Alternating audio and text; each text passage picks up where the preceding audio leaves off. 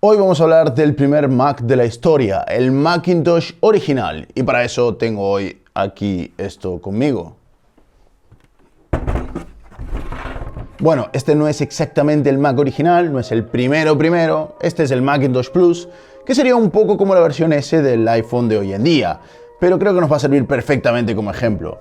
Y este, a pesar de haber sido un pésimo producto en su época, un diseño que se alejó de lo que originalmente se quería vender y una mala compra en general, es uno de los ordenadores más importantes de la historia. Este vídeo está patrocinado por GVG Mall. GVG Mall es una tienda online de claves de software donde puedes encontrar claves para Windows 10 profesional, como la que estoy comprando ahora mismo para mi PC. Las claves son mucho más económicas que las que vende Microsoft, de hecho esta cuesta tan solo $15 porque son de un tipo muy especial llamado OEM. GVG Mall está autorizado para venderlas y son claves legales, la única pega que tienen es que se van a ligar al hardware que tienes en tu PC instalado ahora mismo, por lo que si algún día cambias algún componente posiblemente tengas que volver a activar Windows, pero por el precio, comparado con una clave completa, creo que vale muchísimo la pena. Se pueden pagar por PayPal y no tenéis que esperar horas o días como pasa en otras tiendas online. Os dejo enlaces a la tienda en la descripción y también un código de descuento de un 15%. Ahora sigamos con el vídeo de hoy. Como os conté en otros vídeos, antes de que el ordenador doméstico existiese, IBM dominaba totalmente el mercado de la informática. Los ordenadores eran aparatos muy caros, que solo las grandes empresas se podían permitir.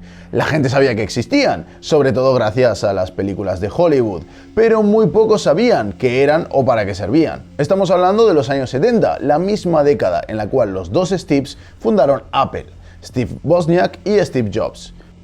Uno había inventado un ordenador casero hecho con piezas que había conseguido por ahí, soldado totalmente a mano, que tenía un teclado y se podía conectar a la tele para programarlo.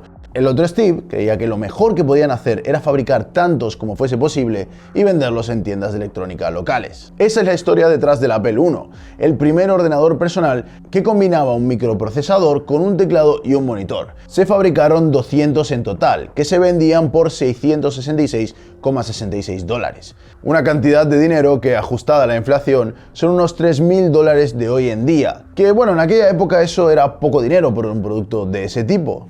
Con el dinero que habían ganado vendiendo el Apple I, los dos Steves decidieron ir a por el siguiente, así que Steve Wozniak diseñó el Apple II.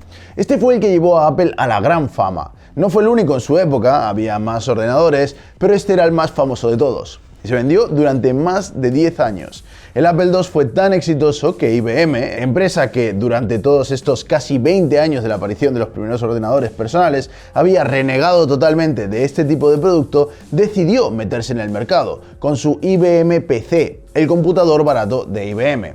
Los ojos de los colegios, universidades, pequeñas empresas y usuarios domésticos estaban en el Apple II. El Apple II fue el producto que enseñó a la gente qué es lo que era un ordenador. Que los ordenadores podían ser coloridos, agradables, personales, que en un ordenador se podía ser creativos, hacer videojuegos, jugar a videojuegos, visualizar gráficos y todo este tipo de usos que estaban bien lejos de la imagen de máquinas para hacer negocios que transmitía IBM.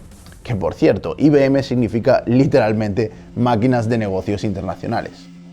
Aunque el Apple II fuera el ordenador más carismático en su época, IBM no paraba de acumular ventas, vendiendo miles de sus PCs a las empresas, que tenían mucho poder adquisitivo y compraban las máquinas para sus puestos de trabajo de 100 en 100. Por eso, Apple e IBM eran, a finales de los 70, las empresas más exitosas de ordenadores domésticos del mercado. La típica historia de David contra Goliat. Apple había nacido de dos chicos en su garaje que crearon un producto revolucionario contra una gran corporación con inversiones millonarias, que había decidido meterse en el sector simplemente porque sus analistas decían que los números eran buenos. Pero lo cierto es que contra un gigante de ese calibre, Apple tenía miedo de perder la posición de ventaja que llevaba. El éxito del Apple II no iba a durar para siempre, aunque duró unos cuantos años, la verdad. Por eso mismo, Apple, para seguir estando en lo más alto, a finales de los años 70, planificó 3 lanzamientos clave, de 3 productos distintos que saldrían a lo largo de los años 80. El primero, como no, fue el Apple III. Pero tenían tanta prisa en diseñarlo y sacarlo al mercado que cometieron varios errores en el diseño. Steve insistió en que este ordenador no tenía que tener ningún ventilador para que fuera lo más silencioso posible. Para resolver esto, los ingenieros diseñaron un disipador de aluminio que estaba ahí en la base del PC, pero era muy problemático porque hacía que toda la placa del PC se sobrecalentara hasta el punto incluso de derretir las soldaduras de los componentes que estaban en la placa. El resultado fue que Apple tuvo que reemplazar un 20% de los Apple III vendidos, que de todos modos tampoco fueron muchos, por lo que fue un fracaso comercial total. El segundo ordenador era Lisa, que estaba pensado para el mercado empresarial, y fracasó estrepitosamente, porque este mercado estaba siendo dominado por el PC de IBM, que era 4 veces más barato, ya que Lisa costaba $10.000, que equivalen a $31.000 de hoy en día, ajustado a inflación. Pero Lisa tenía algo muy especial, era el segundo ordenador de la historia en tener una interfaz gráfica. Veréis, en aquella época si querías usar el ordenador tenías que interactuar con una consola de comandos. No existían las ventanas, ni el escritorio, ni el mouse, tal y como los conocemos hoy en día. Y de hecho Apple copió esta idea de Xerox. ¿Quiénes son Xerox? Fue la empresa que inventó la fotocopiadora. En aquel momento era una de las empresas más ricas de Silicon Valley, ya que había tenido el monopolio de los productos relacionados con impresión durante varios años, hasta que caducaron las patentes y, como es natural, pues nació un montón de competencia. Con el objetivo de conseguir inventar la próxima gran tecnología, Xerox había creado un laboratorio con algunas de las mentes más brillantes del momento, el Laboratorio de Investigación de Palo Alto de Xerox, abreviado como Xerox PARC. El PARC era una instalación tecnológica súper secreta, a la cual cualquier empresario tecnológico o ingeniero hubiese matado por entrar. Allí se desarrollaron en secreto tecnologías como la impresora láser, el Ethernet y la programación orientada a objetos. Bueno, y la interfaz gráfica también, como veremos enseguida. A finales de los 70, cuando Apple estaba en la cresta de la ola con su Apple II y a punto de salir a bolsa, todas las empresas de Silicon Valley querían un trozo de la tarta. Por eso Steve Jobs hizo un acuerdo especial con Xerox en el que Xerox iba a poder comprar un gran número de acciones y a cambio Steve Jobs pues, podría tener acceso al misterioso laboratorio de PARC. Habrán acordado alguna cosa más en ese acuerdo, pero bueno, dentro de todas estas estaba esa cláusula. And they showed me really 3 things. But I was so blinded by the first one that I didn't even really see the other 2. One of the things they showed me was object-oriented programming. They showed me that, but I didn't even see that. The other one they showed me was really a networked computer system. They had over 100 Alto computers, all networked, using email, et cetera, et cetera. I didn't even see that. I was so blinded by the first thing they showed me, which was the graphical user interface. I thought it was the best thing I'd ever seen in my life. Finalmente, cuando Steve visitó el laboratorio, le mostraron únicamente 3 tecnologías que, bueno, según Xerox tampoco eran precisamente las más prometedoras. O sea, le timaron un poquito, la verdad. Una de ellas fue el ordenador personal de Xerox, bastante estándar para la época, pero con un concepto único. En lugar de tener el típico sistema basado en línea de comandos que se usaba en aquel entonces, en el que el usuario escribe un comando, le das a Enter y el ordenador te escupe un resultado, que el resultado es un texto al final, Xerox había pensado un sistema en el que se mostraban los archivos y carpetas de forma visual en la pantalla. Y para interactuar con este nuevo sistema se utilizaba un mouse. Que bueno, ya sabéis cómo es, pero básicamente era un aparato que estaba inspirado en el trackball. El trackball era una bola que se movía. Seguramente hoy en día se sepa mejor lo que es un ratón que era un trackball, ¿no? Pero de todos modos, tenía botones, se movía por la mesa, lo mismo que conocemos hoy en día. Steve Jobs se escandalizó al saber que el proyecto no estaba siendo demasiado tenido en cuenta tampoco. Y después de esa visita, al volver a Apple, se puso manos a la obra e ideó su propia versión de este sistema. Este que estáis viendo en pantalla es un vídeo instructivo del Xerox Star, un ordenador que salió a la venta algunos años más tarde, en 1981. Y este fue el mismo del que Steve Jobs pudo ver el prototipo mientras aún estaba en fase de diseño dentro del centro PARC. Steve Jobs, que en aquel momento estaba al mando del proyecto de Lisa, se obsesionó totalmente con conseguir una interfaz de usuario, complicando muchísimo el desarrollo del producto. La interfaz de Lisa se llamaría Apple Lisa Office System 1 y tenía unos cuantos cambios respecto a la versión de Xerox. De hecho, se parecía mucho más a lo que estamos acostumbrados a ver hoy en día. Y también, como no, traía su mouse, una versión mucho más económica y sencilla que la de Xerox Star, que era carísima. Y aún así, Lisa era un producto muy caro y no tuvo mucho éxito comercial. IBM PC dominaba totalmente el mercado corporativo. Recordad que Lisa estaba hecho para el mercado corporativo. Y no solo eso, sino que un año más tarde, IBM lanzó su propio sistema de ventanas, el VisiCorp Vision, que era, bueno, un sistema de ventanas, nada espectacular, pero por lo menos las ventanas no eran ya una exclusiva de Apple. Y más adelante pues vino Windows, pero eso para otro día. En fin, de 3 ordenadores que Apple tenía planificados, 2 habían sido un fracaso. Tan solo quedaba una bala en la recámara, el Macintosh. Macintosh era un proyecto secreto dentro de la compañía, ideado por Jeff Raskin. La visión de Jeff era la de crear un ordenador que fuese un todo en uno, que tuviese un monitor integrado, que no llevase cables y que fuese lo más amigable, minimalista, pequeño y ligero posible. Como curiosidad, Jeff llamó a este proyecto Macintosh porque era su tipo de manzanas preferidas. Steve Jobs, que en aquel entonces no paraba de dar tumbos dentro de la empresa, había pasado de trabajar en el fracaso de Apple III a trabajar en Lisa, pero acabó discutiendo con el jefe del proyecto, John Couch. Por eso, pues se buscó otro proyecto donde centrarse. Steve en ese momento estaba súper motivado por todo lo que había visto en Xerox, la interfaz gráfica, y estaba súper inspirado en plasmar su visión. Cuando se topó con Macintosh, que como os dije antes era un proyecto del que muy poca gente estaba al corriente dentro de la empresa, vio la oportunidad para conseguir el computador definitivo basado en la interfaz gráfica. De hecho, hizo una apuesta de $5.000 de que el Macintosh saldría antes que Lisa. Apuesta que, por cierto, perdió.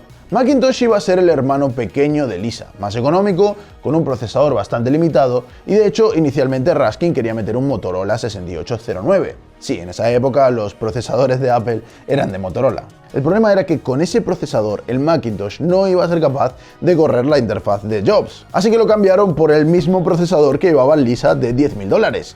Poco a poco Steve Jobs se fue imponiendo por encima del concepto original de Raskin hasta adueñarse completamente del proyecto. De hecho, Raskin dejó la empresa.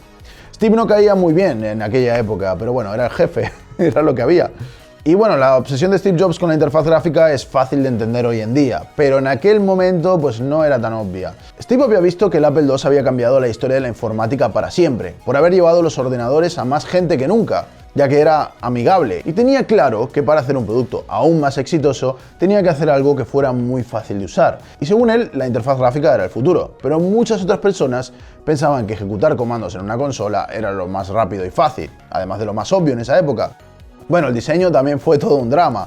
Probaron distintas líneas de diseño, pero Steve quería algo que realmente rompiera con lo que se llevaba en esos días, en cuanto a diseño de ordenadores, claro. Y al final se inspiraron en la escuela alemana Bauhaus, que en esa época estaba ganando bastante popularidad.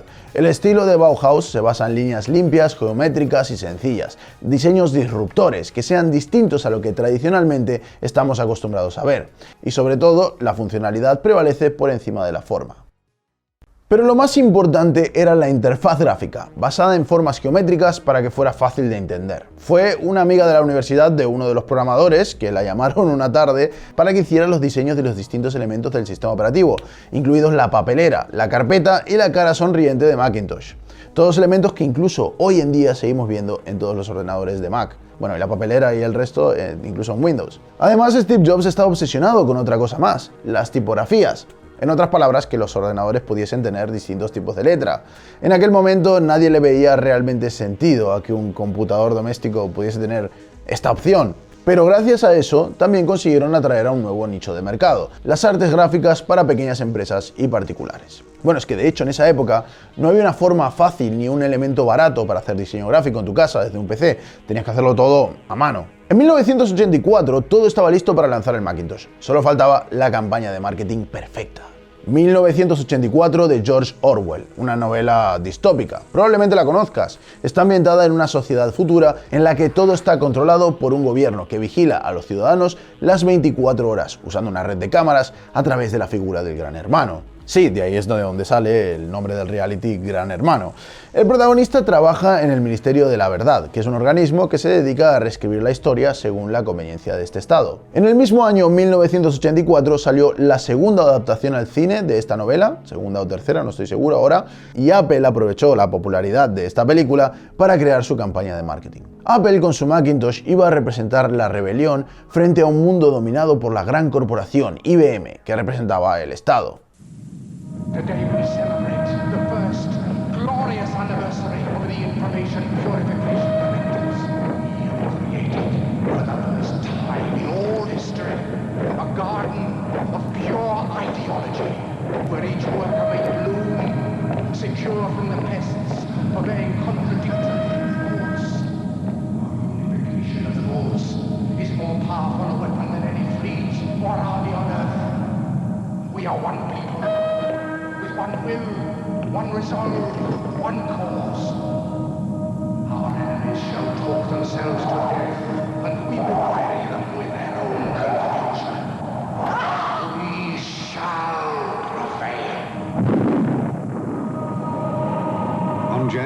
24th, Apple Computer will introduce Macintosh.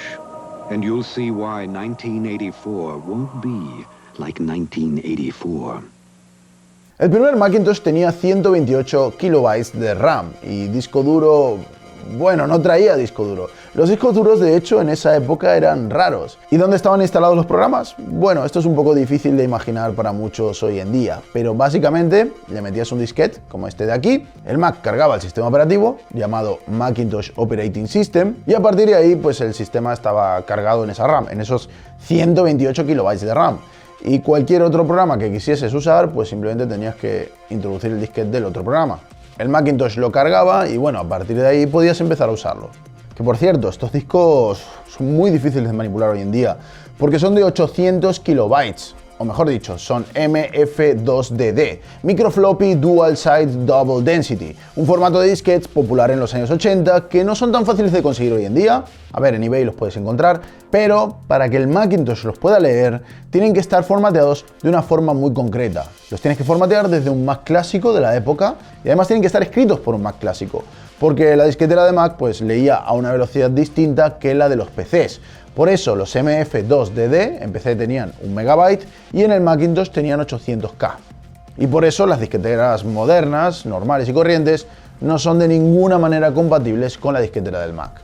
Hoy en día es una pesadilla hacer funcionar uno de estos Macintosh si no tienes el disquete. Es lento y es bastante básico, además no era multitarea, solo se podía usar un programa a la vez. La potencia estaba muy limitada. Y el monitor, la verdad, era también algo raro para la época. Un monitor pequeño, en blanco y negro. Aunque en aquel momento ya había monitores a color, decidieron poner este monitor para ahorrar costes y reducir el espacio. Aún así, la parte de ahorrar costes no la llevaban muy bien. El Macintosh costaba $2.495, que traducido a hoy en día serían $6.194. No es tan caro como el Lisa, eso está claro, bueno, más o menos, pero tampoco era precisamente tan barato como pretendía ser. De hecho, al principio se estimaba que costaría $500, pero por culpa de la interfaz gráfica de Steve Jobs, como dijimos antes, hubo que mejorar el procesador y la memoria RAM, así como unos cuantos detalles extras. Un par de años más tarde apareció este Macintosh Plus en 1986, con un procesador Motorola 68000 de 8 MHz. Ojo, 8 MHz. Ese procesador, que tan caro era en su época, es muchísimo peor que un smartphone de gama baja de hoy en día. Obviamente un solo núcleo en el procesador también. La carcasa era exactamente la misma que tenía el Macintosh original de 128K, la misma pantalla en blanco y negro de 512 x 342, solo que esta vez tenía 1 MB de RAM, ampliable hasta 4. Y de hecho el Macintosh original se podía actualizar para que fuera Plus. Esta es la que se conoce como la versión definitiva de los Macintosh. Los primeros modelos, como no tenían ventiladores, sufrían de sobrecalentamiento a la mínima de cambio. Este tampoco tiene ventiladores, pero Apple ya tenía la técnica un poquito más refinada y fallaban menos. Se enciende con este botón que tiene en la parte de atrás y nada más encenderse nos empieza ya a pedir sus discos para funcionar, solo que este, a diferencia de los otros, traía un puerto para conectarle un disco duro externo, y esto lo cambiaba todo. Ahora podíamos instalar programas y guardar archivos.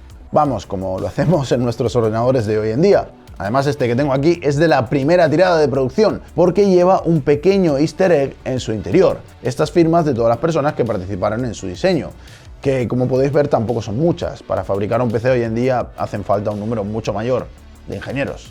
Por desgracia no tengo el teclado original, tengo este que está adaptado para funcionar con una ficha muy parecida a la del cable de teléfono, que es la que el Macintosh utilizaba en su momento, y el mouse original, que es este de aquí. Solo tiene un botón, ya que Apple y principalmente Steve pensaban que demasiados botones serían confusos para los usuarios. ¿Y qué podías hacer con esto en los años 80? Bueno, había algunos programas, aunque este no era el ordenador con más variedad de software del mercado, y uno de los más importantes de hecho era Microsoft Excel. Microsoft en esa época, es cierto que era la empresa que había traído al mercado el popular sistema operativo MS-2, que venía con todos los IBM PC, y luego Windows, que era una copia del sistema de Apple, pero al principio era una empresa dedicada a hacer software para Apple. Y es cierto que en esa época quizás Apple ya no era tanto el foco de la empresa, pero la primera versión de Excel fue muchísimo más popular en el Macintosh a nivel mundial que en cualquier otro tipo de computador. También se podía hacer dibujos y diseñar algunas cosas usando Mac Word y Mac Paint, tenías tipografías, podrías hacer panfletos, maquetaciones. Incluso había algunos videojuegos y también podías hacer tus propios programas porque tenía un compilador de Turbo Pascal. Pero lo cierto es que tanto el Macintosh original como las versiones posteriores como esta no eran buenos productos. Les faltaba software, les faltaban ventiladores, les faltaba incluso potencia para ser un PC con interfaz gráfica y era excesivamente caro. No fue nada bien en cuanto a ventas y todas sus versiones sufrieron de problemas técnicos. El Apple II seguía siendo el preferido del público y de hecho, a la vez que salió a la venta el Macintosh Plus, Apple sacó el Apple II GS, un ordenador mucho más asequible y con mejores características. En procesador era peor, pero bueno, podías ponerle una pantalla a color. No venía con pantalla, pero aún así comprando la pantalla seguía siendo más barato que el Macintosh Plus. No tenía interfaz gráfica al principio, pero sacaron una versión al poco tiempo. Y en fin, era tan bueno que se rumorea que el procesador en el Apple II GS fue limitado a propósito para que no pudiese competir con el Macintosh Plus. Y probablemente si el nombre Macintosh no se hubiese usado tanto para los nuevos productos, como luego el Macintosh 2, que al final tampoco tenía nada que ver con el Macintosh original, y más adelante para los MacBooks, iMac y todo tipo de Macs de hoy en día, y si tanto su diseño como los elementos de interfaz de usuario no hubiesen sido tan innovadores, sería un producto que hubiese quedado en el olvido. Y de hecho Apple no consiguió replicar el éxito del Apple II hasta muchos años después. Incluso la empresa tuvo que ser rescatada para evitar la quiebra varios años más tarde. Pero lo que más me gusta de este pequeño ordenador y de su historia es la lección que nos enseña. Apple ha cometido muchos errores, ha invertido miles de horas y recursos en crear proyectos que finalmente fracasaron estrepitosamente y han hecho perder no solo muchísimo dinero, sino también grandes genios a la empresa. Ha pasado por más de una crisis y ha estado cerca de la quiebra, como os dije antes. Historias como esta que os conté hoy, hay muchas y mucho peores, pero aún así, hoy en día es una de las empresas tecnológicas más exitosas del mundo. Y muchos de estos fracasos, aunque no hayan vendido bien y no hayan hecho más que perder dinero y reputación a la empresa, han sido innovadores y atrevidos, y por eso hoy en día los recordamos. En otras palabras, el fracaso es parte del proceso. Steve Jobs, el pobre, pasó por los 3 proyectos de los años 80, el Apple III, el Lisa y el Macintosh. Los 3 fueron un fracaso, más o menos. Después de eso, Steve dejó Apple, pero no para siempre, aunque de eso hablaremos en otro vídeo. En fin, si te ha gustado este vídeo ya sabes lo que tienes que hacer. Deja una manito hacia arriba, suscríbete al canal y nos vemos en el próximo vídeo.